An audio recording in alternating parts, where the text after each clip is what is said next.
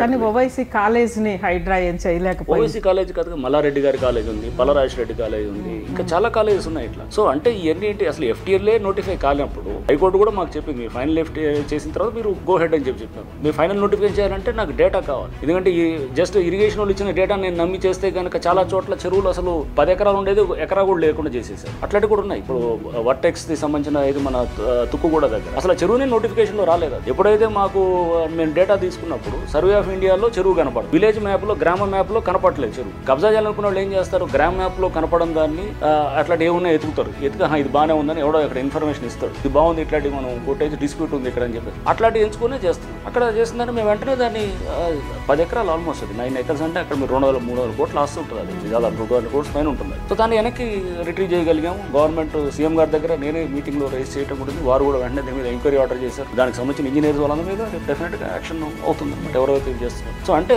Government ముఖ్యమంత్రి గారు చాలా చిత్తశుద్ధితోటి ఈ చెరువులు కుంటలు కబ్జాలు ఇక మీద ఆగాలి, ఎటువంటి పరిస్థితుల్లో దీన్ని ఉపేక్షించాల్సిన ఇది లేదు అని చెప్పేసి చాలా స్పష్టంగా ఇన్స్టిట్యూషన్ తెచ్చారు. మాకు అట్లనే ఫ్రీడమ్ ఇచ్చారు, దానికి తగ్గట్టుగా మేము చేస్తూ ఉన్నాము. చేస్తున్న దాంట్లో ఇప్పుడు మీరు రిజల్ట్ అనేది ఇప్పుడు ఎందుకు అందరూ పబ్లిక్ ఎందుకు ఎంతమంది వస్తున్నారు మా దగ్గరికి, ఇప్పుడు మీరు చూస్తే కనుక ప్రజావానికి ఇంత వేలాది మంది ఎందుకు వస్తున్నారు, ప్రజల నుంచి ఎంత positive response, negative positive convert అవుతుంది అనేది అందరూ యాక్సెప్ట్ చేయాల్సిన విషయం. ఎందుకు వస్తుంది, ఎప్పుడైతే పార్టీల పరంగా చేస్తే రాదు, ఇర్రెస్పెక్ట్ ఆఫ్ పార్టీ, నువ్వు రూలింగ్ పార్టీలో ఉన్నా, నువ్వు బలవంతుడైనా బలహీనుడైనా ఎవరైనా కానీ కూడా నువ్వు కబ్జా చేస్తే చెరువులు కానీ కుంటలు కానీ చేసి నీ ఇష్టం వచ్చినట్టు చేస్తే కనుక ఉండదు అనేది ఆ మెసేజ్ ఇప్పుడు హైడ్రా అనేది అందరికీ